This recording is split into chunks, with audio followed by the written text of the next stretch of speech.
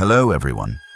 Before we start, make sure to like and subscribe to the channel and leave a comment with where you're from and what time you're watching. That way, YouTube will keep showing you stories just like this one. Now, let's begin. I've been hauling freight for 10 years now. Done every route you can think of between Omaha and Denver. But what happened on I-80 that September night? I still check my mirrors differently. I rolled out of the distribution yard around 9:30 p.m. Refrigerated unit, packed with produce. Nothing special. Just another overnight run to beat the morning traffic. The highway was quiet. That kind of empty you only get after midnight when it's just you and the road. About 40 miles out, headlights appeared behind me. Stayed there, not passing, not dropping back. Just following. A quarter mile back like they were glued to my trailer. I keyed the CB. Westbound. You riding my back door? Need around me? Nothing. That's when the hair on my arm stood up. Because here's the thing, truckers always answer. It's just what we do out here. The silence felt wrong. 20 minutes later, a voice broke through the static. Rough. Mechanical. Keep right, lane 5. There is no lane 5 on I-80, just 2 westbound lanes and empty darkness. I flashed my markers twice. The rig behind me flashed high beams back. On, off, on again. I checked my dash. Everything normal. Oil pressure good. Coolant fine. But I was sweating. At the Odessa rest area, I pulled in to stretch. That's when I saw it. A thin slash in my brake line. Clean cut. Fresh. If that line had blown at highway speed, I'd have jackknifed into the median. Someone did this on purpose. Someone who knew trucks. I patched it best I could with duct tape and a hose clamp, hands shaking the whole time. The parking lot was mostly dark and I kept feeling eyes on my back. No sign of whoever had been following me. Dispatch barely cared. Can you still deliver? I got back on the road. That's when the headlights returned. Through the construction zone, the shadow stayed with me. Never closer, never farther. When I finally pulled into the passing lane and slowed down, letting them go around, every light on their rig suddenly blazed to life. Blinded me completely, then just as fast. Darkness. They dropped back and disappeared. 87 miles to the Wyoming border felt like 800. The fog rolled in thick, and through it, I caught glimpses of that rig. No plates, no company logos, just a dark shape that appeared and vanished like smoke. At the way station, I practically collapsed with relief. Floodlights, officers, safety. But when I checked my cameras later, 31 minutes of footage was just gone. Static. Like someone had wiped them clean. The worst part? When I reached Denver and opened my side box to stow my tools, there was a business card inside that wasn't there before. Black. No name. Just 2 words. Lane 5. And a phone number I've never called. Because some nights, when I'm hauling through empty stretches of highway, I see headlights in my mirror that die the second I look directly at them. And I wonder if the road itself breeds predators. The kind that understand fear is more potent when it stays unexplained. I keep rolling. Bills need paying. Freight needs hauling. But I check every brake line now, every fuel stop, every shadow, and I never stop looking in my mirrors.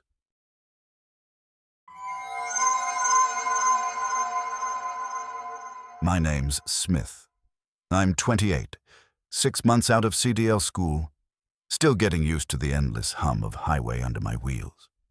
Tonight I'm hauling paper stock from Lexington down to Atlanta. Left the shipper at 9 p.m., been rolling ever since. It's 1:15 a.m. now, and my eyelids are starting to drag. The rest area sign appears at mile marker 158. Perfect. 15-minute power nap. Maybe a quick walk around. Keep me sharp till Georgia. I pull into a spot between a cattle hauler and a flatbed. Set the brakes. The place is quiet. Only 6 rigs here, half the lights burned out. Fog curls through the trees. I do a quick walk round. Check my tires, inspect the straps. Everything looks good. The cattle in the trailer next to me shift restlessly, breathing heavy in the damp night. Back in the cab, I set my phone alarm for 15 minutes. Close my eyes. That's when I hear it, a metallic clink, like a padlock striking metal. I sit up, heart pounding. Listen. Nothing now except the low groan from the cattle trailer and the hiss of air suspensions. I grab my flashlight and step out. Need to use the restroom anyway. Walking across the lot, my boots splash through shallow puddles. Behind me, gravel crunches. I turn. No one there. The flatbed's tops flap lazily in a breeze I can't feel. Inside the restroom, the lights flicker but hold. I splash water on my face. In the mirror, I catch movement. A stall door at the far end easing shut. Evening, I call out. No answer. I wait. No footsteps, no toilet flush. Nothing. Just silence pressing against my eardrums. Back outside, the fog has thickened. My truck's marker lights glow faint amber 50 feet away. Halfway there, static crackles on my handheld CB clipped to my belt. Come out, big rig boy. The voice is male. Raspy, almost playful. I spin around, searching for someone holding a radio. Nothing moves except steam rising from the cattle hauler's exhaust. I quick step to my truck, climb in, slam the door. Lock both latches. The CB hisses again. Carrier wave, but no words. Then, a faint chuckle, like someone covering the mic while laughing. Forget the nap. I'm leaving. I fire the engine, flip on my headlights, and freeze. A figure stands dead center in the exit lane. Male, average height, wearing a reflective vest, holding a large flashlight, beam pointed down. I key the CB. Driver in the vest, you need something. The figure tilts his head, raises the flashlight, shining it directly at my windshield. The beam blooms white, forcing me to squint. When I can see again, he's gone. No footsteps, no silhouette. Just empty fog. I flip on every light bar I have and roll forward. Right turn onto the ramp, back toward I-75, but the CB crackles once more. Missed me. In my mirror, a dark pickup exits the rest area behind me. Headlights off, chrome brush guard catching the glow from my taillights. The pickup accelerates, closing the gap even as I pull to 65. Then it switches on high beams, flooding my mirrors. I call out on Channel 19. Southbound I-75, got a four-wheeler with no lights tailing a combo. Anybody nearby? Silence. The pickup cuts left, pacing my cab. I see the driver now, black ball cap, face shadowed. He rolls his window down and flashes that oversized flashlight, strobes across my dash.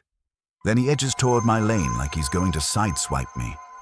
I jerk right, tires howling on the rumble strip. Horn blaring. The pickup drops back, kills its lights again. I grab my phone. No signal, mountain foothills and a cheap carrier. I slam the CB mic. Georgia State, Tennessee Highway Patrol. Any unit monitoring? I got an aggressive vehicle, mile marker 154, trying to box a commercial vehicle. No answer. The pickup inches closer until its bumper disappears under my trailer bar.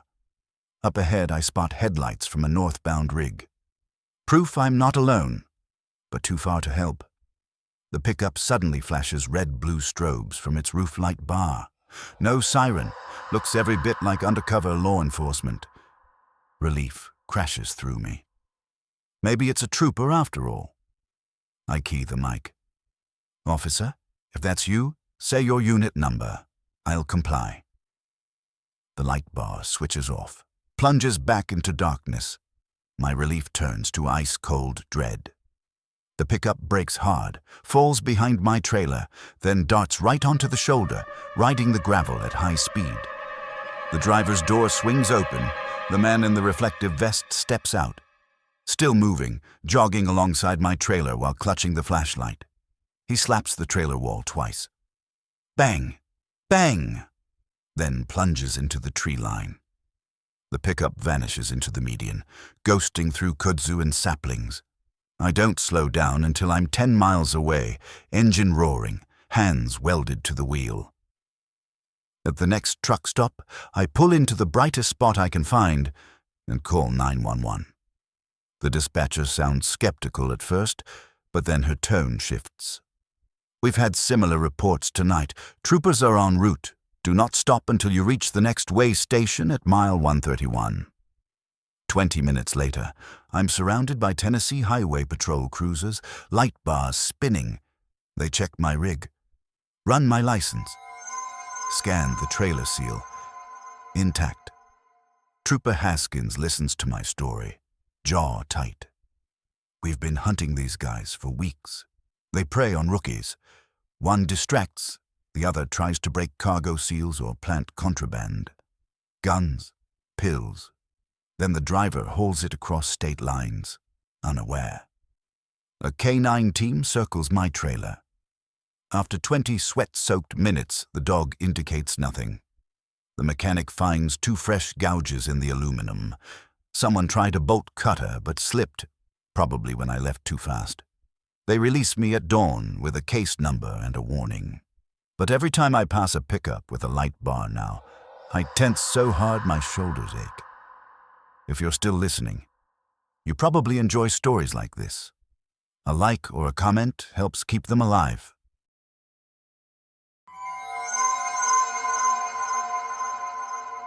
My name's Anna, 55 years old, 28 years behind the wheel of a Kenworth W900. Tonight I'm hauling steel coil from Pittsburgh to Spokane. 47,000 pounds of prime rolled steel worth more than most houses. My route takes me through I-90, with a mandatory stop at Cold Springs Industrial Complex, a newer facility built in old farmland for cross-docking operations. I've been rolling 11 hours. Got 3 left on my 14-hour window. The sun died behind the Cascade foothills an hour ago, and now the highway cuts through pine forests so thick they swallow moonlight. The Cold Springs exit appears in my headlights. Fresh green sign. I downshift and follow the off-ramp to a 2-lane county road winding through timber. 3 miles ahead, the facility emerges. 3 long buildings arranged in a horseshoe. Floodlights on 30-foot poles. But something's wrong immediately. The place is deserted. No trucks, no forklifts, no workers. Just empty concrete and shadows stretching like black fingers. I roll up to the guard shack and idle. Waiting. Nothing. I tap my horn twice. The sound echoes off warehouse walls and dies. I grab my flashlight and climb down. The clipboard by the window holds shipping manifests, all dated 3 weeks ago. Inside the shack, an empty chair, a coffee mug coated with green mold. I pull up the facility info on my fleet system. Cold Springs Industrial Complex, fully operational, 24-hour receiving. The contact number connects to voicemail. Smooth jazz for 30 seconds, then dead air. My delivery window is tight. If I leave now, the steel could sit on my trailer for days while logistics sorts out alternatives. I ease through the open gate and follow painted arrows to Dock 7.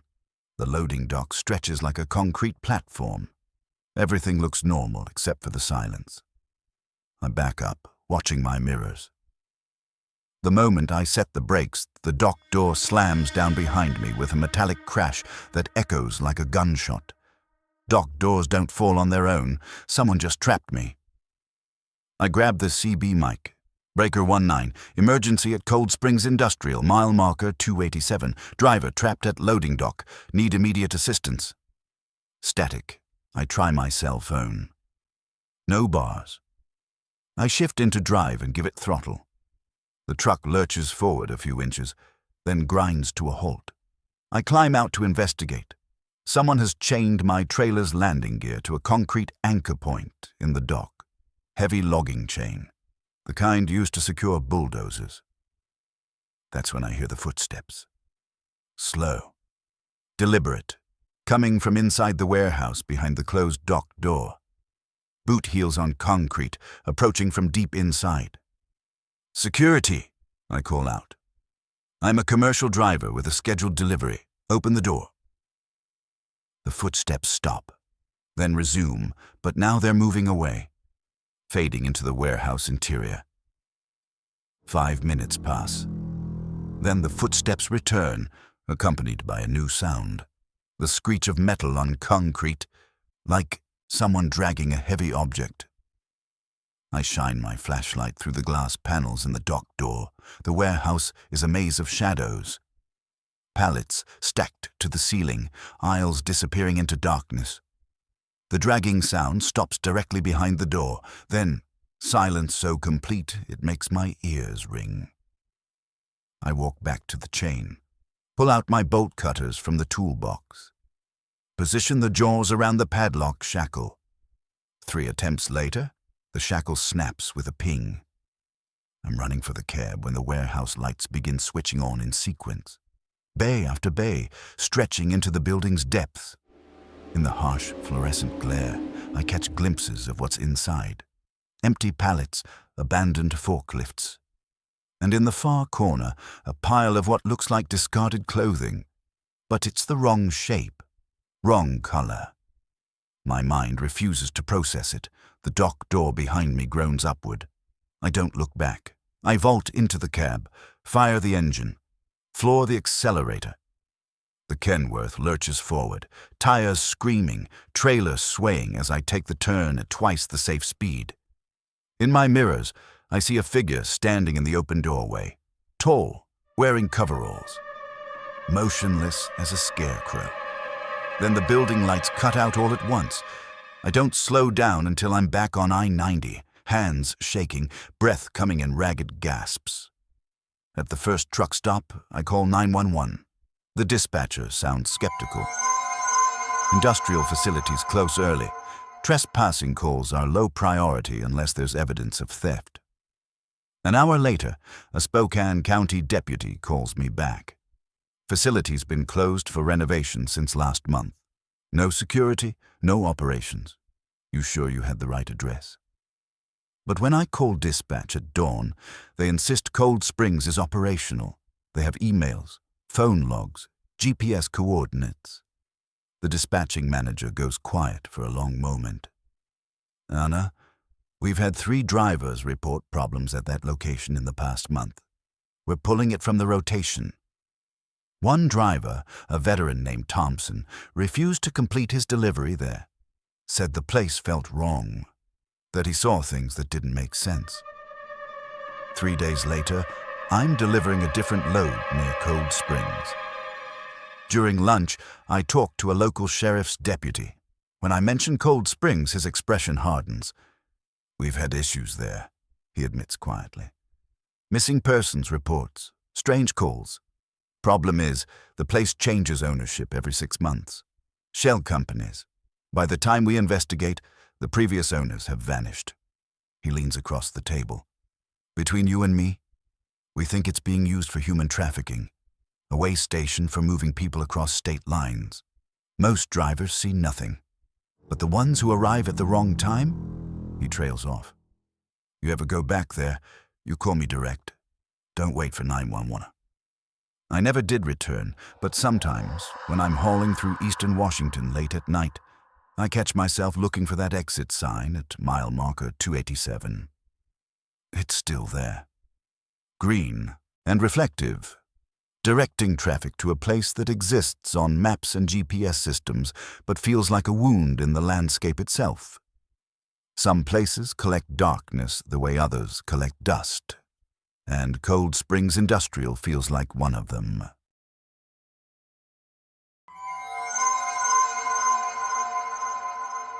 I'm Luis Guerrero, 34, ex-Marine with 2 tours in Afghanistan. Tonight I'm hauling auto parts from Detroit to Denver. Transmission assemblies, brake rotors, precision components that keep America's automotive industry running. It's February 15th. The Weather Channel's been screaming about a massive winter storm, but the forecast showed it tracking north of my route. That was 6 hours ago. Now, climbing through the Eisenhower Tunnel, approach at 10,000 feet. Those stars have vanished behind a wall of clouds thick as concrete. First snowflakes hit just past Silverthorne. I dial back to 55 and keep climbing. Around Glenwood Canyon, the snow is falling sideways. My GPS shows 127 miles to Denver, but I'm only making 35 mph. That's when I see the overturned tanker. It's lying on its side in the median. Massive aluminum cylinder gleaming in my headlights. No tractor visible, no flares, no emergency vehicles. Just a 10,000-gallon hazmat container sitting abandoned in a blizzard. I pull onto the shoulder and grab my flashlight. Military training kicks in. Assess the situation, identify threats, establish communications. The tanker is relatively new. Dot numbers still visible, but there's no evidence of a rollover, no gouged earth, no debris field. It's as if someone simply set it on its side and walked away. I circle the tank, scraping ice from the hazmat placards. Flammable liquid. That's when I hear the tapping. Faint, rhythmic. Metal on metal coming from inside the tanker. Tap, tap, tap. Pause. Tap, tap, tap. 3 short, 3 long, 3 short. SOS in Morse code. Someone is alive inside that tank. "Hello," I shout, pounding on the aluminum. "Can you hear me?" The tapping stops, then resumes, more frantic now. I key my radio. "Any station, this is a commercial driver at mile marker 119 westbound I-70. Hazmat situation with possible persons trapped. Immediate emergency response required." Static. I examine the access points. A man hatch on top, secured by a heavy latch. It's my only option, but it's 8 feet off the ground and coated with ice. I tie a tow strap to my trailer and use it to climb up. 3 times I slide back down. On the 4th attempt, I make it. The hatch won't budge. Corrosion or ice has frozen it solid. From inside, the tapping becomes desperate, no longer rhythmic, just frantic hammering. I light emergency flares and set them beside the hatch, hoping heat will expand the metal enough to break the seal. 15 minutes later, the mechanism finally turns. The hatch lifts with a groan, releasing a cloud of vapor that reeks of industrial solvent. I shine my flashlight into the tank's interior. It's empty, bone dry, not even residual fumes. The tapping stops the moment the hatch opens. Smooth aluminum walls, no handholds, no places for a person to hide or survive. But the sound was real. I heard it. That's when headlights sweep across me. A Colorado State Patrol SUV. The trooper approaches. Compact woman in her 40s. "You the driver who called in a hazmat situation," I explain. "The tapping, the SOS, the empty interior." Her expression grows skeptical. "Driver, this trailer's been here 3 weeks. Rolled off during the Valentine's Day ice storm. Nothing in that tank but air and maybe some residual vapors." She explains thermal expansion and contraction. Empty tanks make all kinds of noise when temperatures fluctuate. Her explanation makes sense, but it doesn't account for the timing. Why the tapping started exactly when I approached. Why it responded to my movements. Why it stopped the instant I opened the hatch. She's already walking back to her SUV. "Storm's getting worse. Roads closing. You need to turn around and seek shelter in Glenwood Springs." As I drive away, my headlights sweep across the tanker one final time. For just a moment, I swear I see handprints pressed against the aluminum from the inside. 5-fingered impressions visible only in the angled light. But when I stop and shine my flashlight directly at the spot, there's nothing but smooth metal and accumulated snow. 2 weeks later, I'm hauling through the same stretch. The tanker is gone, removed by environmental contractors. But at mile marker 119, I slow down and listen, and underneath the engine hum and the snow chains singing against asphalt, if I strain my ears, I can almost hear it. A faint tapping. 3 short, 3 long, 3 short. Transmitted through the mountain air like an echo from another dimension, Maybe it's wind through canyon walls, maybe thermal expansion, or maybe some distress signals never stop broadcasting, regardless of whether anyone's left alive to send them.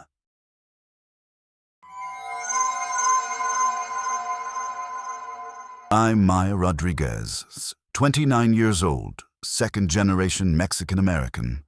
My grandfather hauled produce back when discrimination meant you couldn't fuel up at certain truck stops. Tonight, I'm westbound on Route 66 through Arizona's high desert, hauling refrigerated produce from Phoenix to Flagstaff.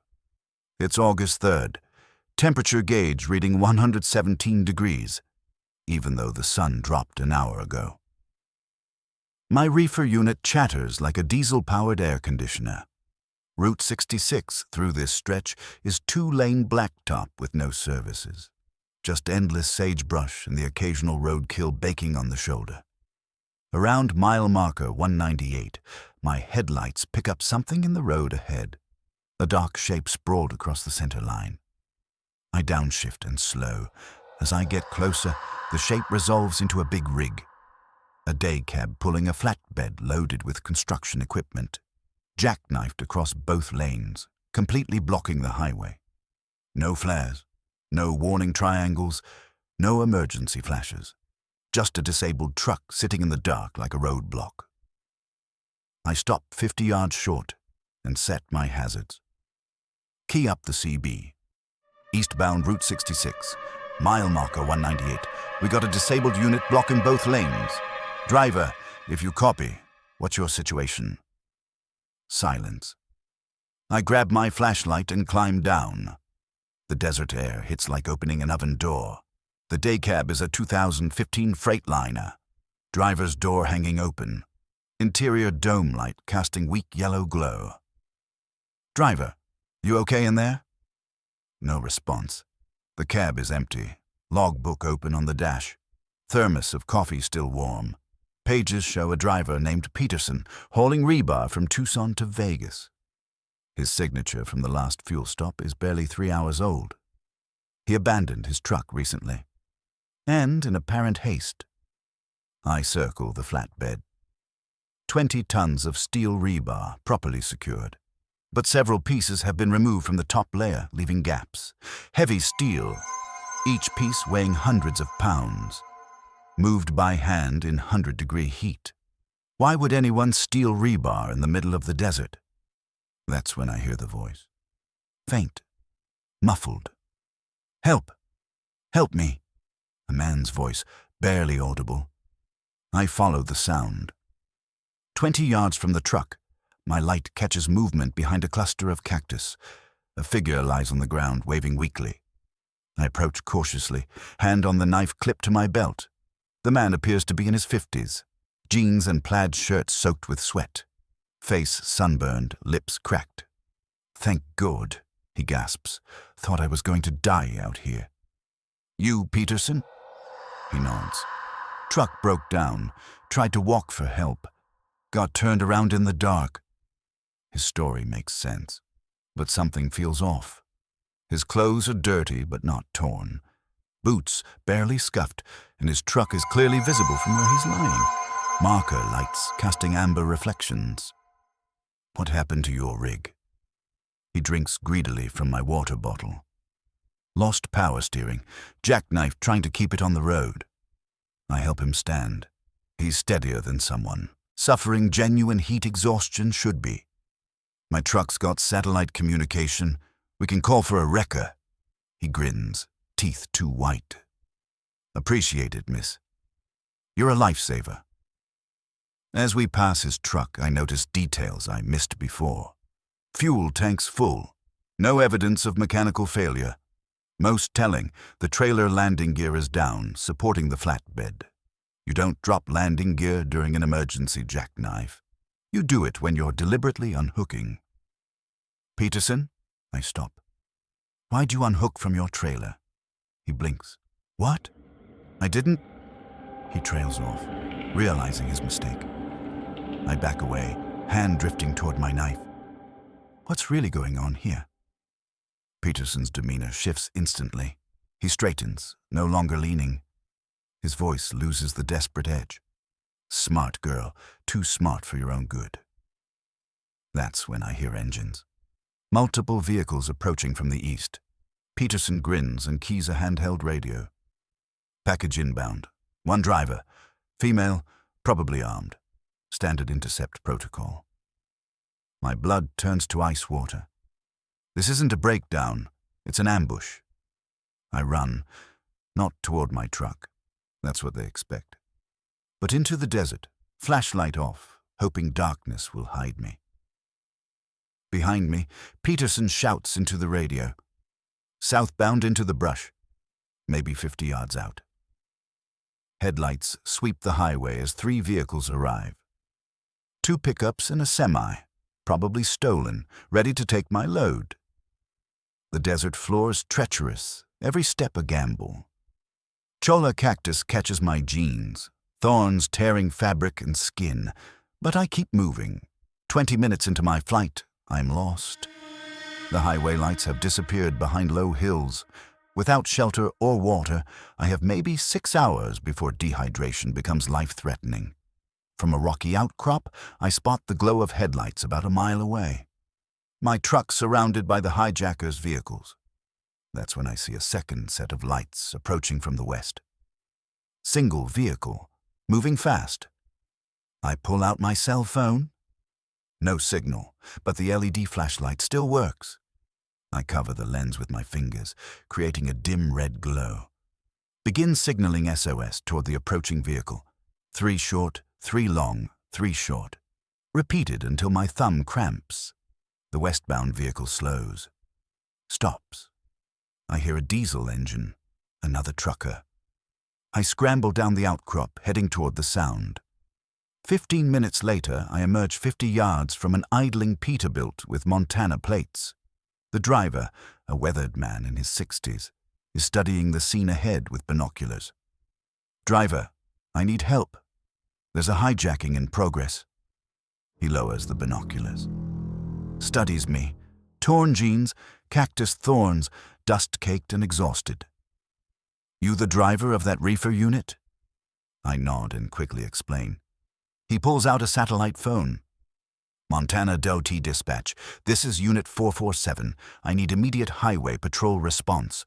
Route 66 eastbound, mile marker 198. Armed hijacking in progress. 20 minutes later, the desert explodes with red and blue lights. The hijackers' vehicles scatter, but there's nowhere to run. Air support vectors ground units toward any movement. 2 pickups stopped within minutes. The stolen semi abandons my trailer and flees cross-country, but helicopter thermal imaging tracks it. Peterson vanishes into the brush when the first lights appear, but the 2 hijackers in custody provide enough information to break up a theft ring that's been hitting Route 66 for 8 months. My Kenworth and its load are recovered intact. The produce still cold. Dawn breaks over the San Francisco peaks as I finally roll into Flagstaff. 6 hours late, but alive. The resort's receiving manager grumbles about the delay, until I mention the hijacking. Then his attitude shifts. Lady, you're harder than the rebar they were trying to steal. Maybe I am. Maybe trucking really is in my blood. When I call my father that evening, there's pride in his voice. Mija, your grandfather would be proud. The road tests everyone sooner or later. Sounds like you passed with honors. But I also think I'll be checking my mirrors more carefully, trusting strangers less readily, keeping that knife sharp. Because the desert taught me something. Out here, the difference between hero and victim often comes down to recognizing.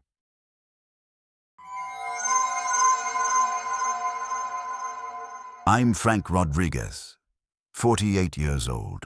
Been driving big rigs for 22 years. Tonight, I'm piloting a 2018 Freightliner through the port of Long Beach, hauling electronics from Samsung's distribution center to Phoenix.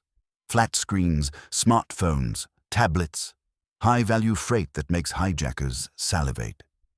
My trailer is sealed with tamper-evident locks, GPS-tracked, worth more than most houses. It's 2:30 on a Tuesday morning. The dead zone when legitimate commerce sleeps. My delivery window opens at 8 a.m. in Phoenix. Just enough time to clear the port, fuel up, make the desert run. I roll through the port's main gate. Security barely glances at my credentials before waving me through. The facility sprawls across thousands of acres, shipping containers stacked 6 high, overhead cranes moving like mechanical dinosaurs. My GPS guides me through the labyrinth toward Building 47, where Samsung stages outbound electronics. The building materializes from industrial haze. 5 stories of reinforced steel and glass. Floodlights turn night into harsh artificial day. But somehow the shadows between light pools seem deeper. I back into Dock 23, watching my mirrors. Set the parking brake. The loading area is deserted. No forklifts, no workers. No supervisor with a clipboard. Just empty concrete and the distant hum of machinery. I walk to the dock office. Through the window, computer monitors glow blue, but no one sits at the desks. The coffee maker gurgles. Fresh pot, maybe 20 minutes old. Someone was here recently, but vanished. Back at the truck, I noticed the graffiti. Fresh spray paint on the concrete wall beside Dock 23. Watched in block letters 3 feet tall. Below it, smaller text. They know what you carry. The paint is still wet. I spin around, scanning for any sign of the vandal. Nothing moves except shadows cast by overhead cranes. My CB radio crackles. Building 47, Dock 23, you're in the wrong place. No call sign, no identification. I key up. This is my assigned dock per dispatch. Who am I talking to? Silence. That's when the trailer doors open. Not violently, just the quiet click of locks disengaging. That distinctive sound every trucker knows. Someone has accessed my trailer from inside the building. I circle to the back. Both doors hang open. My load of electronics sits undisturbed, pallets secured with straps. But in the center of the trailer, where no pallet should be, sits a wooden crate. Ancient, rough lumber, iron straps rusted nearly through. Stenciled on the lid in faded black paint. Chinese characters I can't read. Below them, English words, "Keep out customs, sealed hazardous materials." The customs seal is genuine, but the date stamped shows 1987. 36 years old. Someone has used my legitimate shipment as cover for moving contraband. I step back from the trailer. That's when I notice the footprints in the dust on the trailer floor. Boot prints leading from the crate to the doors. Still wet with morning dew. Someone was inside minutes ago. A figure emerges from behind shipping containers. Male, average height, wearing Port Authority coveralls and reflective vest. He walks toward me with measured pace. "Problem with your load, driver." I retreat toward my cab. "Who are you? Where are the dock workers?" He doesn't answer, just continues his approach. As he gets closer, I see his coveralls are too clean. The safety vest bears no logos. "Your trailer's been selected for random inspection, port security. Need to document that crate for customs." Every detail feels wrong. Port inspections don't happen at 3 a.m. Legitimate authorities don't emerge from shadows. I key my CB. Mayday. Mayday. Port of Long Beach, Building 47. Commercial driver being approached by unknown subject claiming Port Authority. Need immediate law enforcement. The man pulls out a handheld radio. Speaks into it. My CB immediately goes silent, as if someone jammed the frequency. I run, not toward the exit. That's too far, but toward other trucks parked at nearby docks. I reach the closest truck and bang on the sleeper curtains. "Driver, wake up! Emergency!" No response. I try the next truck, then the next. Every cab is dark, curtains drawn, doors locked. Either these drivers are sound sleepers, or they're not drivers at all. The man in coveralls maintains his leisurely pursuit, as if he knows I have nowhere to go. The coffee truck sits at the far end. Generator humming. Service window, glowing yellow. I sprint toward it. The coffee truck is empty. Fresh donuts under heat lamps. Espresso machine steaming. Register drawer open. But no vendor. No customers. A hand-lettered sign taped to the window. Back in 5 minutes. The ink is still wet. I'm trapped in a manufactured environment, surrounded by props of normal port operations, but stripped of actual human presence. That's when she walks out of the shadows. Not the man in coveralls. Someone new. Female. Asian. Wearing an expensive business suit that looks wildly out of place. She approaches with the confidence of someone who owns everything in sight. "Mr. Rodriguez," she says, pronouncing my name with academic precision. "Thank you for transporting our cargo safely to its destination."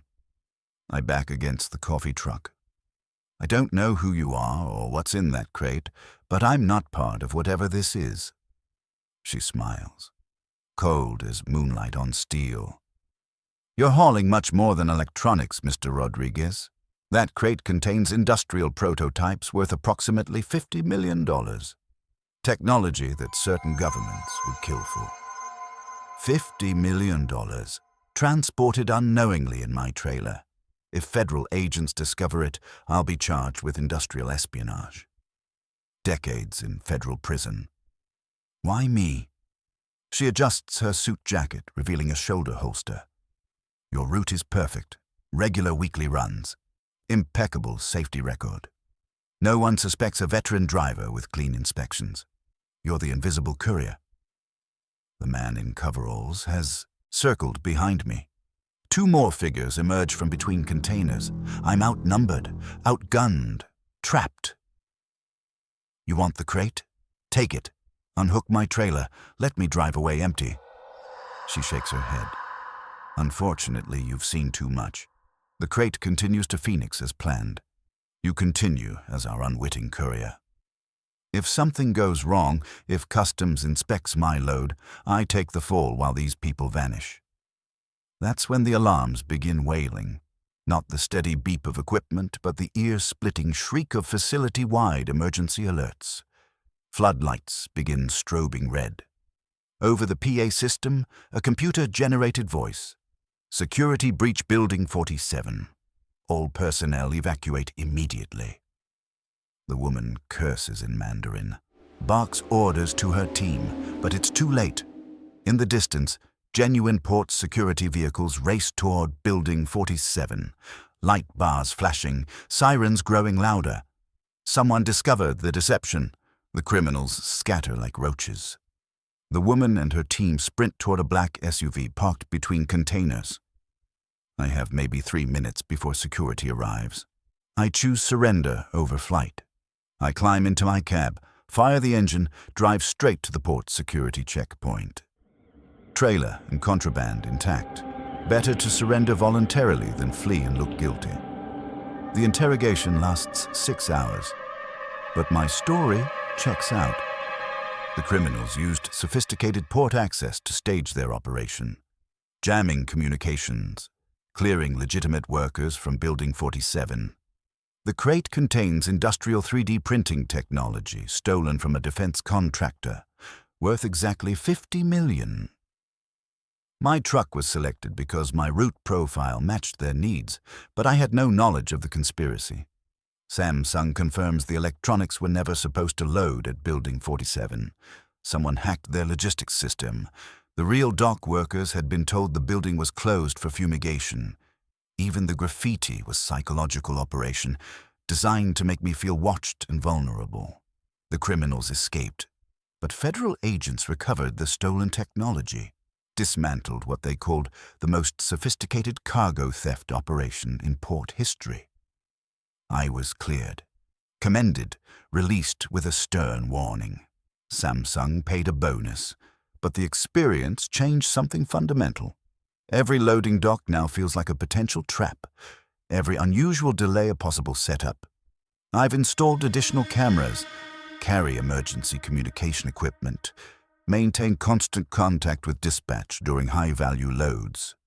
Because I learned that in international commerce, legitimate freight can become criminal conspiracy with nothing more than a diverted delivery order and the wrong crate appearing in your trailer.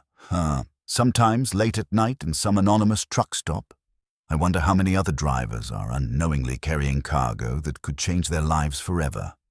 One delivery at a time.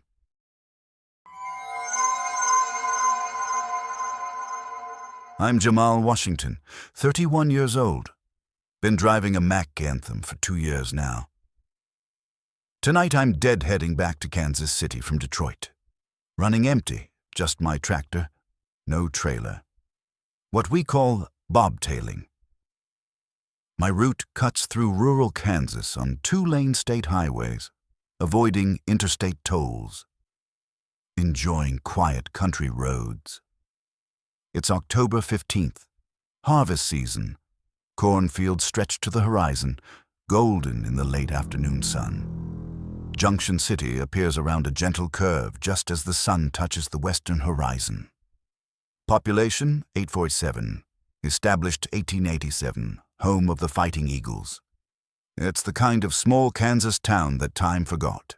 Single main street, red brick buildings, a grain elevator rising like a concrete cathedral. I need fuel and coffee.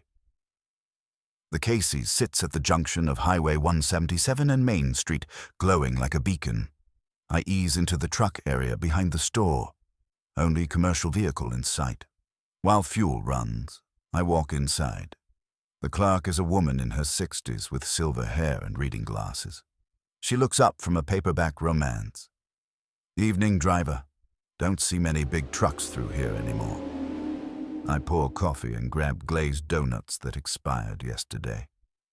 Peaceful little town you got here. She rings up my purchases, then lowers her voice. You be careful driving through after dark. Folks have been reporting strange activity lately.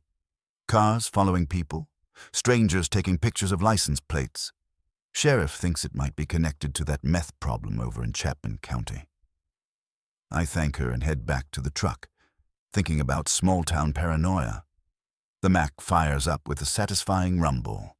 I ease back onto Highway 177, planning to make Kansas City by midnight. 10 miles south, I notice headlights in my rear view. Single vehicle. Steady distance, maybe a quarter-mile back.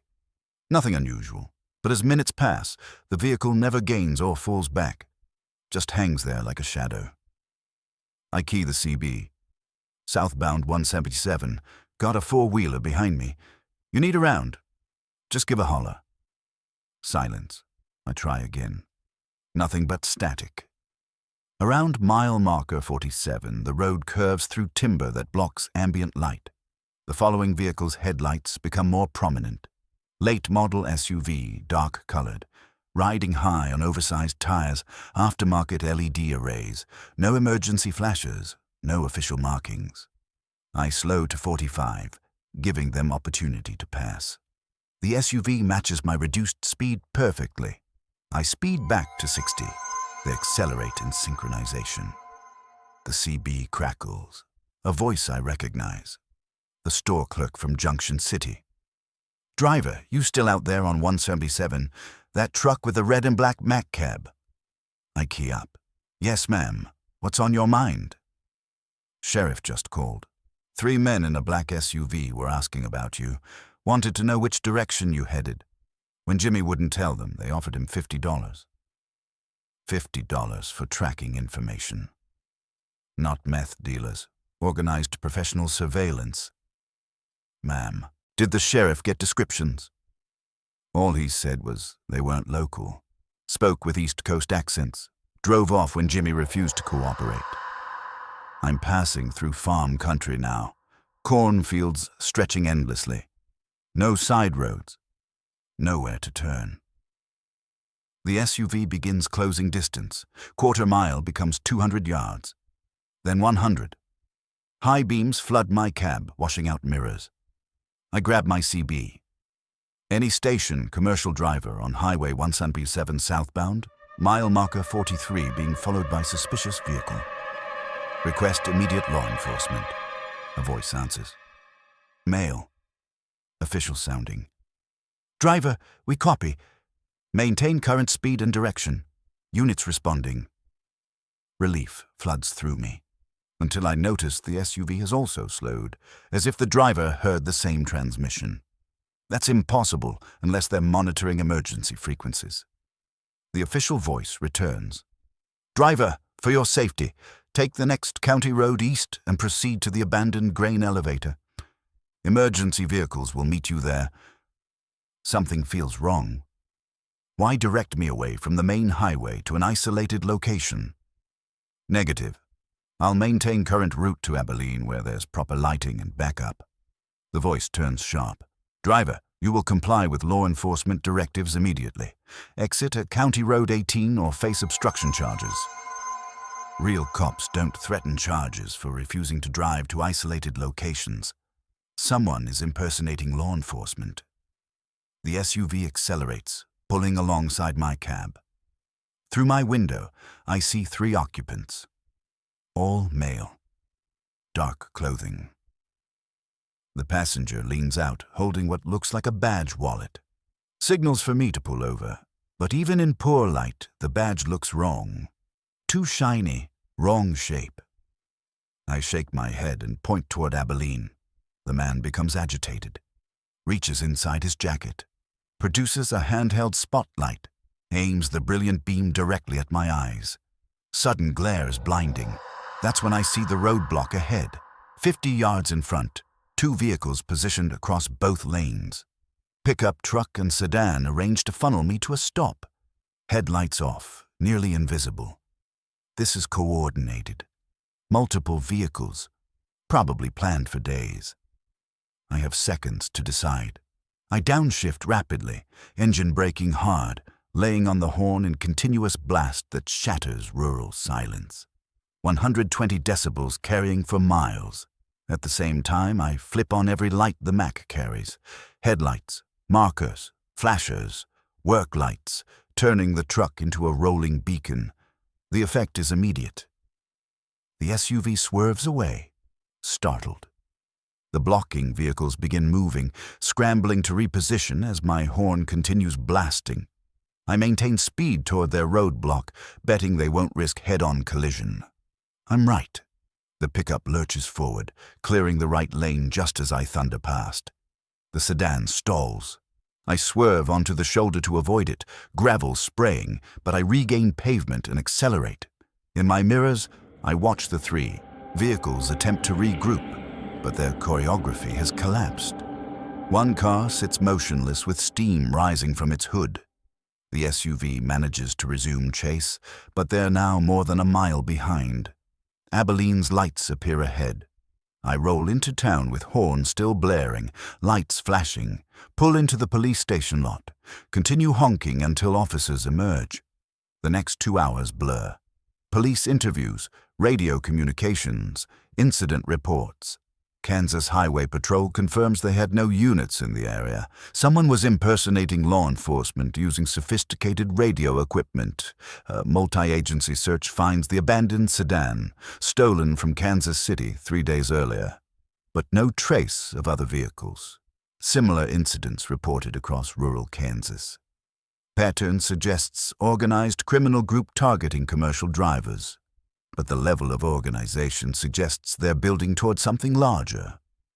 I spend the night in an Abilene motel. Next morning, dispatch calls. FBI wants to interview me. The company is installing satellite tracking and emergency communication on all trucks. What happened has been categorized as domestic terrorism. 3 weeks later, FBI arrests 5 members of a domestic extremist group planning to steal radioactive materials from medical transport vehicles. My encounter on Highway 177 was apparently a field test of their interception methods. The roadblock, the fake radio traffic, the coordinated pursuit. All practice for an operation that could have contaminated half of Kansas if they'd succeeded. The clerk at Junction City sends me a newspaper clipping about the arrests. Handwritten note attached. Glad you trusted your instincts and didn't stop. Sometimes the best defense is making enough noise that they can't hide in shadows. She's right. Now when I deadhead through rural areas, I maintain constant radio contact, carry multiple communication devices, plan routes near populated areas, because isolation and independence that make trucking appealing can also make drivers vulnerable. The road tests everyone eventually. But some tests are designed by people who want you to fail in the worst possible way.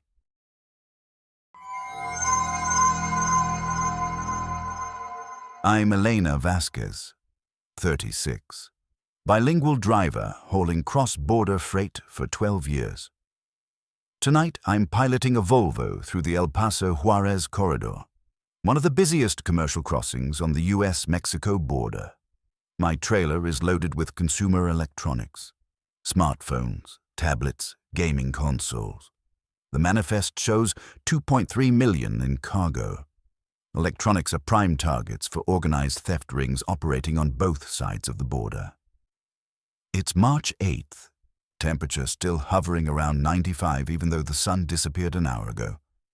I clear U.S. Customs at the Bridge of the Americas just after 10 p.m. Present my fast card. The inspection is cursory. Gamma ray scan, manifest check, seal verification. Crossing into Mexico is usually more complex, but tonight, Mexican customs agents seem eager to process traffic quickly. The electronics are bound for Chihuahua. 5-hour drive through desert terrain. My GPS shows the route clearly. Highway 45 south through Ciudad Juarez, then straight desert running. I've got fuel, coffee, satellite communication that works on both sides of the border.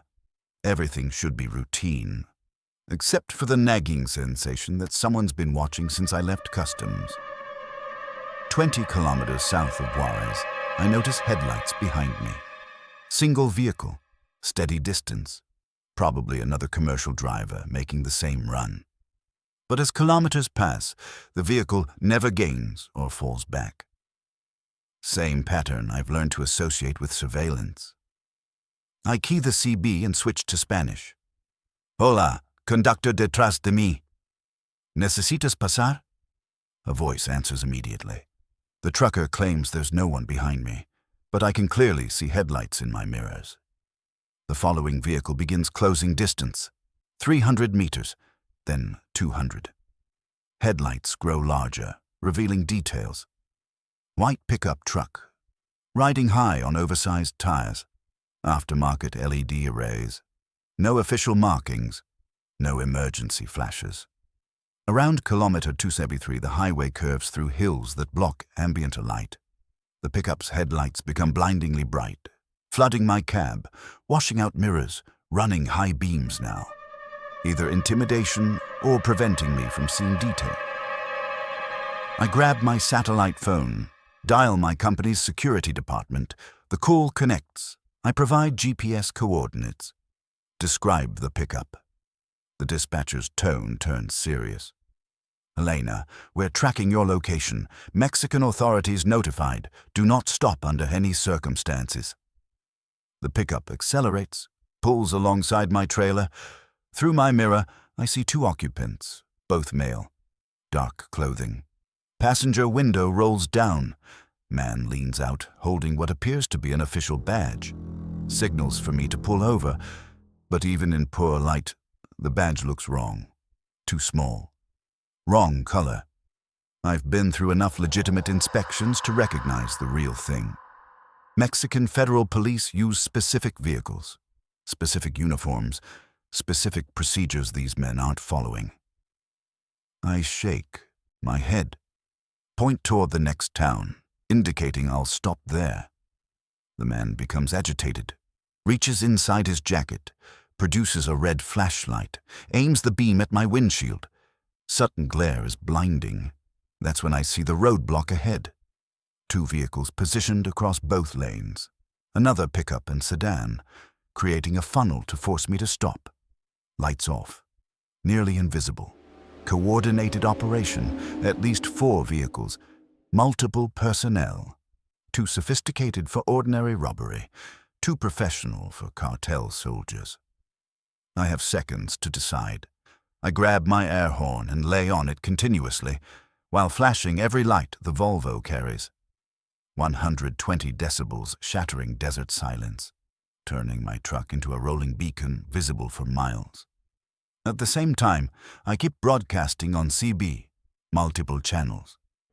Emergencia, emergencia. Kilómetro 263, carretera 45. Vehículos bloqueando la carretera. Ayuda. The effect is immediate. The pickup alongside swerves away, startled. The blocking vehicles begin moving, scrambling. Mexican truckers take emergency calls seriously.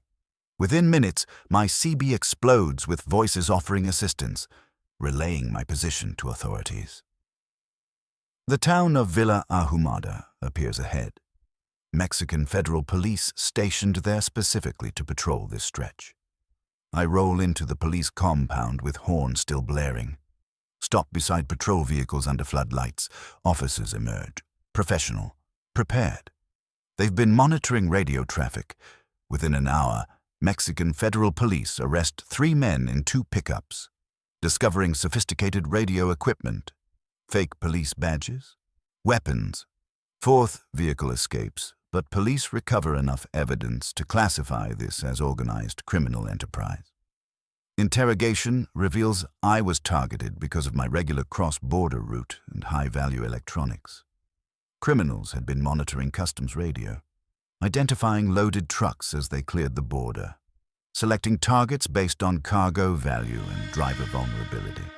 Fake police badges were sophisticated counterfeits, designed to convince drivers to stop voluntarily. Once stopped, drivers would be robbed, sometimes their vehicles stolen. Official-looking credentials delay victims' reports to real authorities. Variation on express kidnapping tactics. Mexican criminals have refined over decades. Mexican authorities escort me to Chihuahua. I deliver the electronics 6 hours behind schedule, but cargo intact. Customer is understanding, familiar with security challenges of cross-border commerce. Company pays safety bonus, installs additional communication equipment on all Mexico-run trucks. But the experience changes how I approach border crossings. I now vary routes and timing. Avoid predictable patterns criminals can monitor. Carry multiple communication devices. Maintain constant contact with security dispatchers. Trust my instincts when something feels wrong. The border teaches hard lessons. Survival depends on learning them quickly. 6 months later, I'm hauling another electronics load through the same corridor. My CB crackles with emergency call from another driver. Location barely 10 kilometers from where I was ambushed. Same stretch of isolated highway. This time I'm the one coordinating response. Relaying position to Mexican authorities. Racing toward the scene with other commercial drivers, monitoring emergency channels. We arrived to find another attempted roadblock dissolved into chaos. Criminals fleeing rather than face multiple witnesses. The targeted driver is shaken but unharmed. Her cargo protected by the same tactics that saved my load. The border never truly becomes safe, but drivers who respect its dangers and support each other can survive its challenges. Every successful defense teaches lessons that protect the next victim. It's not heroism. It's professional survival in an environment where complacency kills and community saves lives.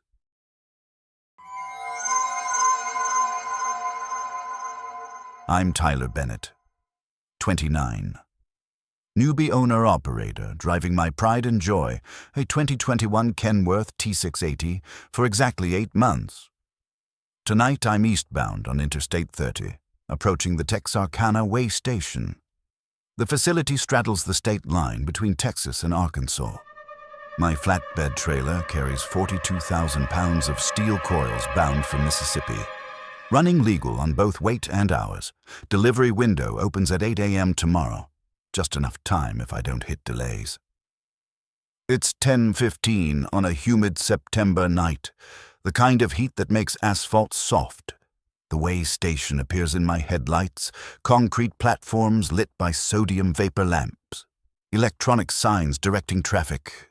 I've been through this facility maybe a dozen times, always routine. Tonight feels different. I ease into the approach lane, following a grain hauler that's just finishing. The scale house sits elevated. Through the glass, I see the attendant, a burly man named Hoskins who's worked this shift for years. He waves me forward with the same bored gesture I've seen countless times, but something about his movements seems sluggish, almost mechanical. The electronic sign flashes. Proceed to scale. I guide my rig onto the platform. Feel the familiar dip as 80,000 pounds settles onto load cells. Air brakes hiss. I wait for the weight reading. Hoskins' voice crackles over the intercom, distorted. Weight reading glitched tonight. Scale might show heavier than actual. Don't worry about it. The warning strikes me as odd. Weigh stations run calibrated equipment tested regularly. Glitches are rare. When they occur, stations shut down affected scales. I watch the digital display cycle through its calculation. Instead of my gross weight, the display shows 0. Not an error code, not a fault message, just 3 zeros. I tap the horn lightly, signal that something's wrong. Hoskins doesn't respond. That's when I hear the voice. Not over the intercom or CB, but seeming to come from the scale platform itself. Low, distorted, too heavy. The words echo strangely. I look up at the scale house. Hoskins appears to be reading paperwork. Oblivious. I key my CB. Breaker 19. Any drivers monitoring Texarkana scales? Getting weird readings. Static answers, punctuated by what sounds like whispered voices just below understanding. I try again. This time the static resolves into something chilling. A voice, barely audible. You're next. My hands shake as I adjust the squelch. The whispered voice comes again, clearer. You're next. You're heavier. I check my logbook, double-check calculations. Gross weight 79,800 pounds. Legal on all axles. Nothing that should trigger special attention or ominous transmissions. I climb down to do a walk-around, hoping to find mechanical explanation. The scale platform is standard construction, weight sensors embedded beneath, LED lights marking positioning zones. Everything appears normal, until I reach my rear tandems. Fresh blood. Dark red stains on my trailer tires, wet enough to reflect the station's floodlights. The blood appears to be seeping from the tire treads themselves. I circle both tandems. No signs of animal strikes, no damaged freight, no logical source. I grab water and splash it across the stained treads, washing away the red liquid.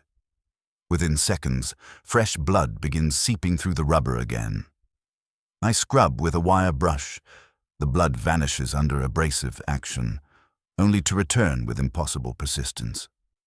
Back in the cab, I try calling dispatch on satellite communication. The call connects, but instead of my dispatcher, I hear that whispered voice. You're next. You're heavier. I hang up. Try my wife's cell. Same result. My communication systems have been compromised, isolating me from outside help. The CB erupts with overlapping voices, all whispering variations. Next, next, next. The intercom crackles. But instead of Hoskins, I hear something that makes my skin crawl. Weigh your soul. Followed by electronic distortion that sounds like laughter. I check my watch. 10:31 p.m. I've been on the scale 16 minutes, far longer than any routine inspection. Other trucks should be queuing behind me. But when I look in mirrors, I see empty concrete, no waiting vehicles, no other drivers. Either I'm hallucinating or the weigh station has isolated me from normal traffic. The whispered voices grow louder. You're heavier than you appear. You carry more than steel. The words suggest knowledge no outside observer should possess. I think about the blood seeping from my tires. The impossible 0 reading, the electronic voices replacing normal communications.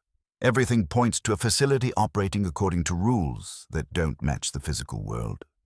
The Texarkana way station has become something more than an inspection point. It's become a place where trucks are weighed not just for legal compliance, but for burdens that can't be measured in pounds. That's when Hoskins finally responds. But his voice comes from directly beside my cab. Close enough I should see him.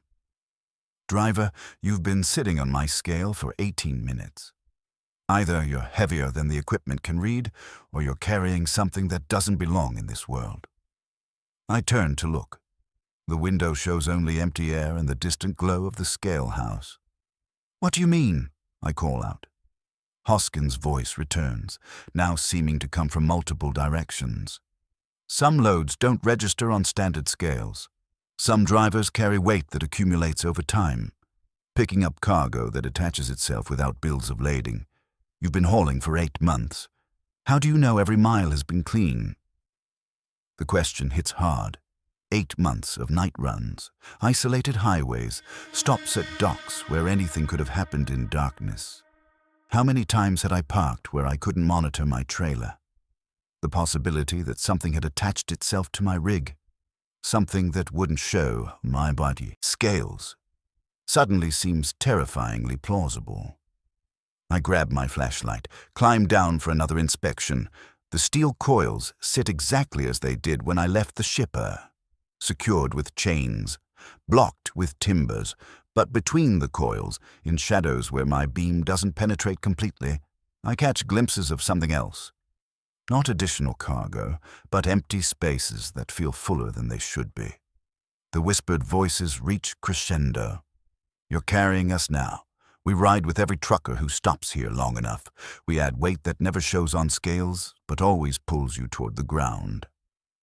The Texarkana way station serves as more than an inspection facility. It's a transfer point where invisible cargo attaches itself to unsuspecting drivers, adding burdens that exist beyond physical measurement. I understand now why the scale reads 0. My truck isn't just carrying steel coils. It's carrying the accumulated weight of every driver who's passed through and left with something extra. The blood on my tires isn't from any strike. It's evidence of connection between my rig and whatever feeds on the trucking industry's isolation. Every mile I drive spreads contamination to new facilities, new drivers, new opportunities for invisible cargo to multiply. Hoskins' voice returns one final time. Clear, audible, coming from the scale house intercom. "You can leave the platform now, driver.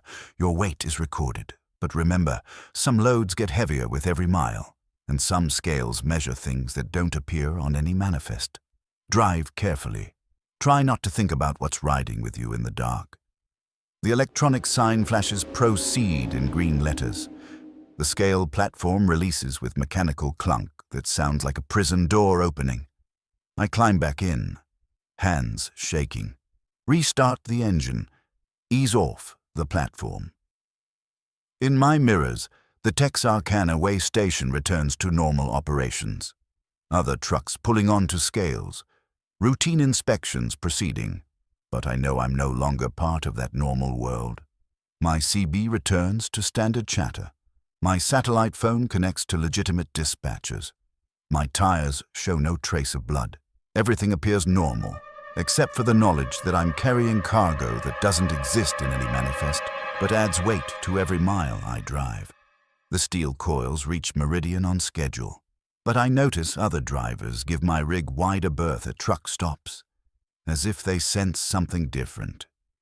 My fuel consumption increases gradually, suggesting additional weight that doesn't show on any scale. And sometimes, late at night, I hear whispered voices on the CB. New drivers discovering what rides with them after stops at certain way stations. I never return to Texarkana, choosing longer routes that avoid that particular inspection point. But I've learned that some scales measure more than legal compliance. Some inspections evaluate cargo that exists beyond normal documentation. And some way stations serve purposes that have nothing to do with DOT regulations. My Kenworth still runs strong, still passes inspections, still delivers on time. But I know it carries invisible freight that grows heavier with every mile, adding burdens that will never appear on any scale, but will always pull toward destinations that don't exist on any map. Because some loads attach themselves to drivers who spend too long at facilities where normal rules don't apply, and some cargo never reaches its destination because it becomes part of the truck and driver who carry it through the endless night.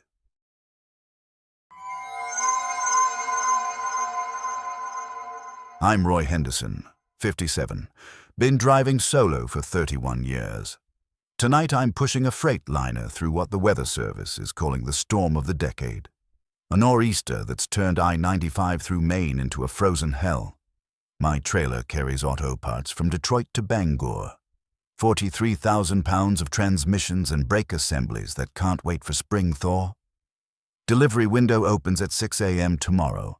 4 hours to cover the last 180 miles if this storm doesn't shut down the interstate. It's February 12th. Temperature dropped to -18. Wind chill probably closer to -40. Snow has been falling for 6 hours straight, accumulating faster than state plows can clear it. My wipers struggle against ice buildup. Visibility fluctuates between 30 feet and 0. I've got chains on all drives. Extra diesel, enough emergency supplies to survive a week stranded. What I don't have is enough DF, diesel exhaust fluid, to make Bangor without a refill. The gauge shows less than a quarter tank. Maybe 50 miles of range before the engine management system starts reducing power. In normal conditions, not a problem. Truck stops sell DEF at every exit, but this storm has closed half the facilities, and the ones still operating are either out of stock or inaccessible. Around mile marker 234, just north of Augusta, I spot Salvation through the blowing snow. A truck stop sign barely visible above drifts, neon outline flickering like a lighthouse beacon. The facility sits maybe half a mile off the interstate, connected by an access road that disappears into white wilderness, but the main sign still shows power, which means they might have pumps operating. Worth the detour if it means avoiding breakdown in sub-zero conditions. I downshift carefully. The Cascadia loses speed on the exit ramp. The access road is a nightmare of unplowed snow and hidden ice. My trailer slides left, air suspension hissing as electronic stability control fights to keep me upright. The truck stop emerges from the storm like something out of a fever dream. Single-story concrete building. Fuel islands that haven't been plowed in hours. Snow drifted against pumps until only their tops remain visible. But lights burn in the windows, and I can see tire tracks leading to parking behind the main structure. Someone else made it here recently. I guide the Cascadia toward the fuel island closest to the building. Truck crunches through snow that reaches halfway up my drive tires. I set the parking brake, shut down the engine, pull on every piece of cold weather gear I carry. Stepping outside feels like walking into a meat freezer left open during a tornado. Wind hits like physical assault, driving snow particles into every gap in my clothing. I follow tire tracks in the snow, using them as a lifeline toward warmth and help. The tracks look fresh, made within the past hour by something heavy, probably another big rig. The front door's unlocked. I step inside. Wave of heated air fogs my glasses. Hello? Anybody here? Need some DEF if you got it. The interior looks like a truck stop from the 1980s. Worn linoleum floors, fluorescent lights humming, aisles of supplies mixed with convenience items probably expired during Reagan administration. Coffee station in the corner. Glass pots half full of liquid turn the color of motor oil. The place smells of diesel, stale cigarettes, and fried food. But no one answers. The cash register sits unattended. Drawer hanging open, bills and coins scattered. Behind the counter, a transistor radio plays country music. Signal fades in and out. I walk the aisles looking for an employee or customer. The shelves hold usual inventory, but everything is covered with thin layer of dust. Even stranger, some items show prices that haven't been current since the 1990s. Candy bars for 50 cents, coffee for $1. At the back, I find a door marked "Employees Only" standing ajar. Through the gap, I see a break room. Table, chairs, personal belongings scattered. A jacket hangs on a chair. Car keys sit beside a half-eaten sandwich. A newspaper lies open to weather forecasts predicting clear skies. Whoever worked here left recently, but didn't expect to be gone long. "Hello?" I call again, pushing the door wider. "Sorry to bother, but I need Def real bad." My voice echoes in the empty break room. A coffee mug sits on the table. Still warm. Steam rising from black liquid that smells fresh, but the chair beside it is empty, and I hear no sounds from deeper in the building. I check my watch. 1:47 a.m. I've been inside maybe 10 minutes, but the storm outside seems to have intensified. Through the break room window, I can see nothing but swirling white chaos. My truck is out there somewhere, probably getting buried under drifts that will make escape impossible. I need to find Def. Fuel up. Get back on the road before the storm traps me here permanently. Back in the Maine store, I examine fuel control systems behind the counter. The pumps are connected through computerized dispensing. Digital displays show tank levels, diesel, gasoline, DF, all reading full or nearly full. But the system requires manual activation from behind the counter. I'm not proud of what happens next, but survival sometimes requires bending rules. I step behind the counter to activate pump number 3, which serves the DF dispenser closest to where I parked. The system comes online, displays ready to dispense. I grab a flashlight from the supplies aisle, leave a $20 bill on the counter to cover the DEF, head back into the storm. The walk to my truck feels like crossing an alien planet. Snow has accumulated another 6 inches. Wind has shifted direction, creating drifts that reach nearly to my knees. The DEF tank cap is frozen solid. I chip away ice with a screwdriver until it breaks free.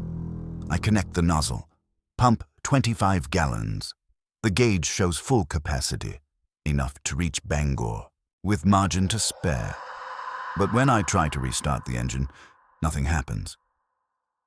The starter motor cranks sluggishly, as if the battery is nearly dead despite showing full charge.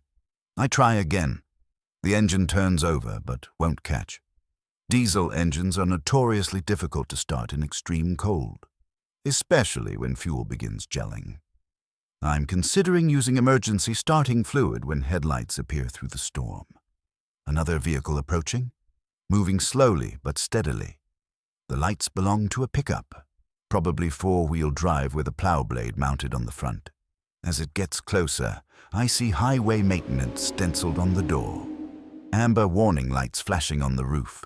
State road crew working through the night to keep critical routes passable. The pickup stops beside my truck.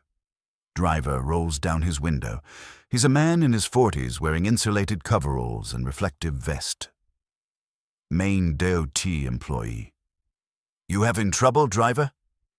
I explain the starting problem, the emergency DEF stop. My need to reach Bangor by morning. He nods sympathetically. "I've got jumper cables and starting fluid. These diesel engines are finicky in this cold, but we can usually get them going." Together, we work to position his truck for a jump start, connecting heavy-duty cables between batteries. The process takes 20 minutes in conditions that make every task feel like Arctic exploration. But finally, the Cascadia's engine catches and settles into steady idle. The road crew driver refuses payment. All part of keeping Maine's highways operational during winter emergencies. But before he leaves, he gives me a warning that makes my blood run colder than the wind. That truck stop's been closed for 6 weeks. Owner died of a heart attack right after New Year's. Family hasn't decided what to do with the property. Building's got power because utilities haven't been shut off yet. But there's no staff, no inventory, nothing current. You sure you got DEF from their pumps? I tell him about the $20 on the counter, the fresh coffee in the break room, the computerized fuel system that activated normally. He shakes his head. Computer systems can run on automatic for months after the last human input. Sometimes old coffee makers keep brewing until the pot runs dry or the power gets cut. As for that $20, you probably just paid a dead man's estate for fuel from tanks that might have been sitting there since December. The implication hangs in the frozen air between us. I filled my DEF tank from a system that may have been operating on stored commands, in a facility that's been abandoned for weeks, leaving money for an owner who's been dead for a month. But the DEF gauge shows full capacity, and the engine is running smoothly despite the extreme cold. Whatever I pumped into that tank, it's performing exactly like legitimate diesel exhaust fluid. The road crew driver climbs back into his pickup, warning me to stay on the interstate. Avoid detours until I reach Bangor. State plows are working I-95 continuously, but side roads won't be cleared until the storm passes. I thank him, engage the transmission, ease back toward the access road leading to the interstate. But as I pull away from the abandoned truck stop, I can't shake the feeling that something followed me out of that building. Not a physical presence, but something more subtle. A weight that settled into the cab during my emergency stop. An awareness that I'm no longer traveling alone.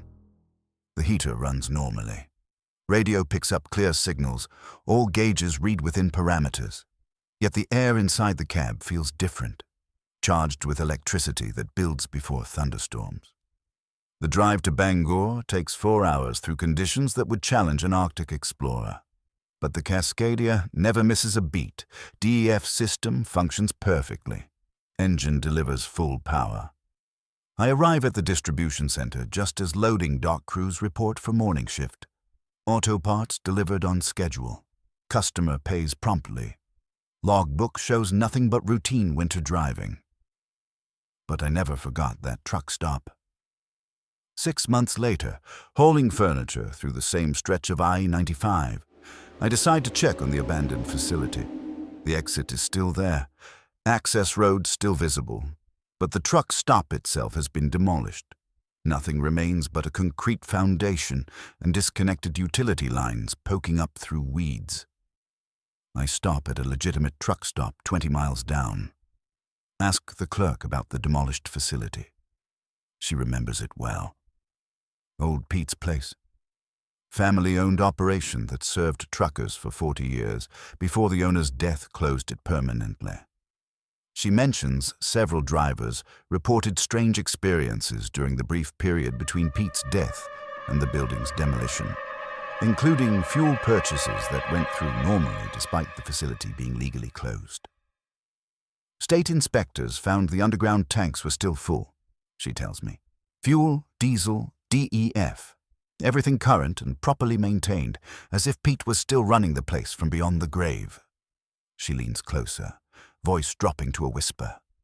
They say some truck stops never really close, that the spirits of old-school operators keep serving drivers who need help badly enough to find them. I don't know if I believe in ghosts or supernatural truck stops, but I know my DF tank was empty that night. My engine started normally after the refill, and I completed a critical delivery that might have been impossible without that emergency stop. Maybe some facilities exist in the spaces between normal commerce and necessity, appearing when drivers need them most, vanishing when their purpose is served. Or maybe Maine winters create conditions where the impossible becomes temporarily possible, where abandoned buildings can operate on stored energy long enough to help one more trucker make it through the storm. Either way, I always carry extra diff now. And I never take winter fuel stops for granted. Because sometimes the difference between making a delivery and becoming a casualty depends on finding help in places that shouldn't exist, but somehow do. Staffed by operators who understand that the road never really releases the people who serve it faithfully. The check I wrote for that emergency DF purchase never cleared my bank account, which means either the abandoned truck stop's financial systems were never connected to modern banking networks, or old Pete decided my 20 on the counter was payment enough. Some transactions occur outside normal commercial channels, paid for in ways that don't show up on quarterly statements, but balance the books according to older, more fundamental rule of road commerce.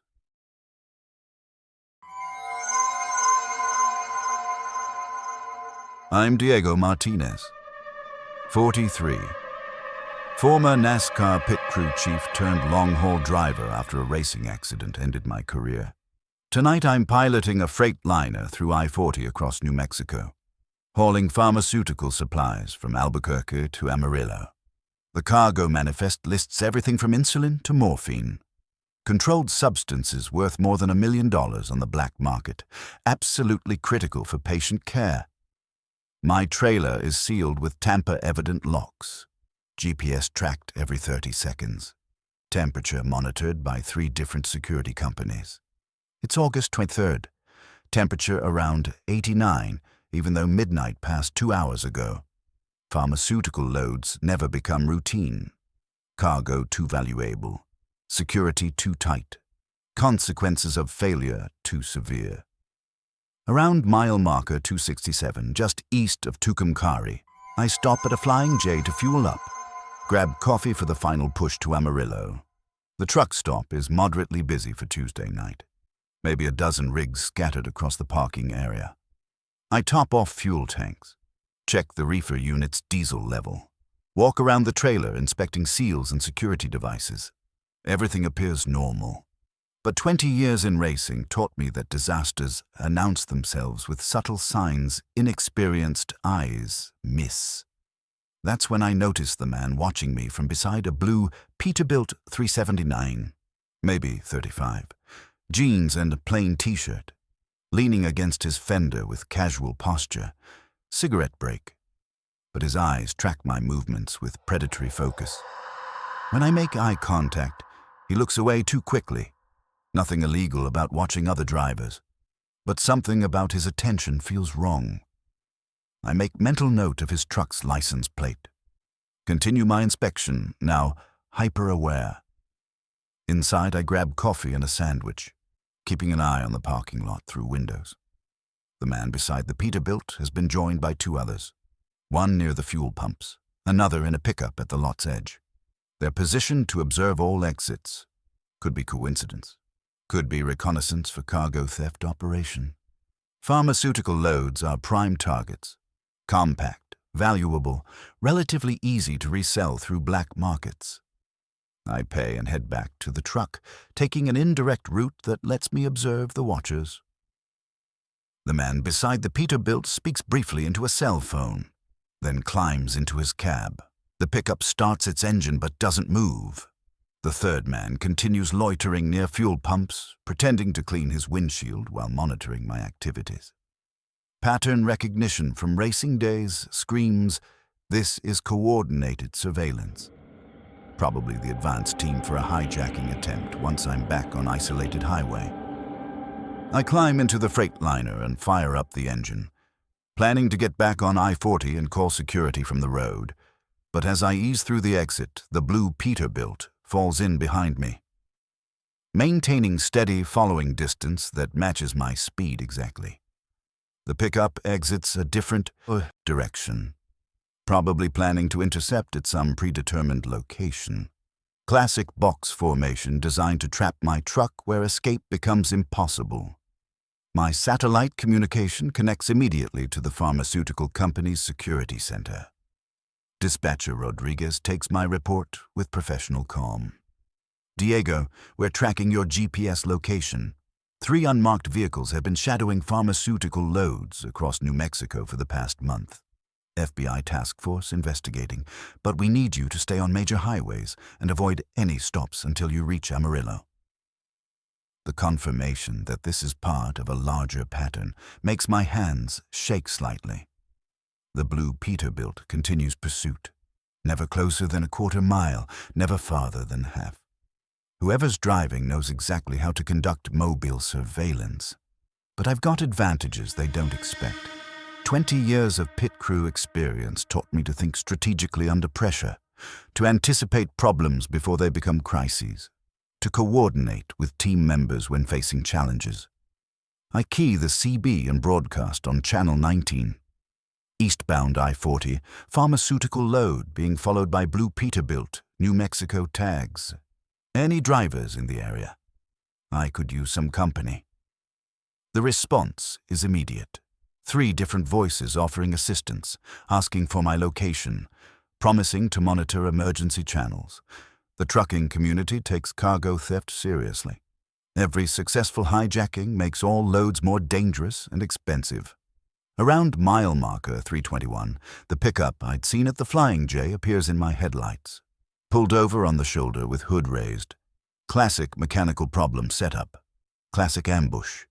One vehicle creates a roadblock while others force the target to stop or swerve into the trap. But instead of slowing to offer assistance, I maintain speed. Call out the hazard on CB. Eastbound drivers, disabled pickup, mile marker 321. Might be connected to cargo theft operation. Use caution. The blue Peterbilt accelerates suddenly, closing distance as we approach the fake breakdown. In my mirrors, I see the driver speaking animatedly into handheld radio, probably coordinating with Confederates. The pickup's occupants abandon their mechanical problem charade, climb back into their vehicle, preparing to join pursuit. That's when I remember something from NASCAR days that might save my load and possibly my life. During pit stops, crew chiefs communicate with spotters positioned around the track, providing real-time intelligence about conditions, competitor movements, potential hazards. The trucking industry has its own version, experienced drivers who monitor CB channels, coordinate with law enforcement to protect vulnerable loads during high-risk situations. I switched to Channel 9, the emergency frequency. Channel 9 emergency, pharmaceutical load eastbound I-40, mile marker 325. Requesting spotter assistance for cargo protection, 3-vehicle tail, coordinated operation. Need eyes from altitude. Within 60 seconds, a voice responds with authority. Pharmaceutical load. This is Overwatch. We have helicopter support inbound your location. ETA 8 minutes. Maintain current speed and heading. Do not deviate for any reason. Overwatch is a private security company specializing in protecting high-value freight, using aerial surveillance and coordinated ground response. They work with major pharmaceutical companies to monitor shipments through high-risk corridors. The knowledge that a helicopter is en route changes the entire tactical situation. Cargo thieves avoid operations involving aircraft because air support makes escape nearly impossible. The blue Peterbilt immediately drops back, increasing following distance as if the driver suddenly lost interest. The pickup pulls back onto the shoulder, no longer attempting to intercept. A third vehicle I hadn't noticed, a dark sedan pacing me in the left lane, accelerates past and disappears. The coordinated pursuit dissolves as quickly as it formed, probably because the criminals monitor emergency frequencies. Heard my call for helicopter assistance. 8 minutes later, I spot navigation lights in my mirrors. A helicopter flying low and fast, paralleling the interstate. The aircraft passes overhead, circles back to maintain position above my truck. On the CB, the pilot identifies himself. Pharmaceutical load, Aerial Unit 47 has visual contact with your vehicle and surroundings. We count 3 suspicious vehicles maintaining distance but no longer in direct pursuit. Continue to Amarillo. We'll provide overwatch until you reach the customer facility. The final 120 miles pass without incident. Helicopter maintaining discreet surveillance while I complete the delivery on schedule. The hospital's receiving manager is familiar with security protocols. Pharmaceutical shipments often arrive with various levels of protection. He inspects tamper evidence seals, verifies GPS tracking data, signs for $1 million worth of medications that will save lives across the Texas Panhandle. Back at the parking area, I'm approached by 2 FBI agents investigating the cargo theft ring. They confirmed the blue Peterbilt pickup and sedan were all part of an organized criminal enterprise that's stolen more than $10 million in pharmaceutical supplies over the past year. My call for helicopter assistance disrupted what would have been their largest single theft. The aerial surveillance provided evidence that led to arrests of 5 suspects within the following week. The agents explained that pharmaceutical theft has become increasingly sophisticated. Criminal organizations using professional surveillance techniques, encrypted communications, inside information from corrupt employees. They target loads based on cargo value, route vulnerability, and driver experience, preferring newer drivers who might panic under pressure. "You did everything right," one agent tells me. "These criminals count on drivers, being isolated and afraid. When drivers fight back intelligently and coordinate with security resources, cargo theft becomes nearly impossible." The experience reinforces lessons I learned during my racing career: the importance of preparation, communication, teamwork when facing high-pressure situations. NASCAR pit crews succeed because everyone knows their role, practices coordination until it becomes instinctive, maintains constant communication during critical moments. The same principles apply to cargo security. Drivers who know their resources, understand threat patterns, and coordinate with security professionals create an environment where criminals can't operate successfully. 6 months later, I'm still hauling pharmaceutical loads through the same corridors. But the security landscape has improved dramatically. The FBI task force dismantled the theft ring that targeted my truck, recovering millions in stolen medications, arresting more than 20 people. Pharmaceutical companies upgraded security protocols, installed better tracking systems, established closer cooperation with law enforcement. More importantly, the trucking industry has embraced the spotter concept that helped save my load. Experienced drivers now monitor emergency channels specifically to assist colleagues facing security threats, creating an informal but effective network of mobile surveillance that makes cargo theft much more difficult. When criminals know that attacking one truck might trigger coordinated response from multiple drivers plus helicopter support, they tend to look for easier targets. The blue Peterbilt now sits in an FBI impound lot, its driver serving federal sentence for conspiracy to commit cargo theft.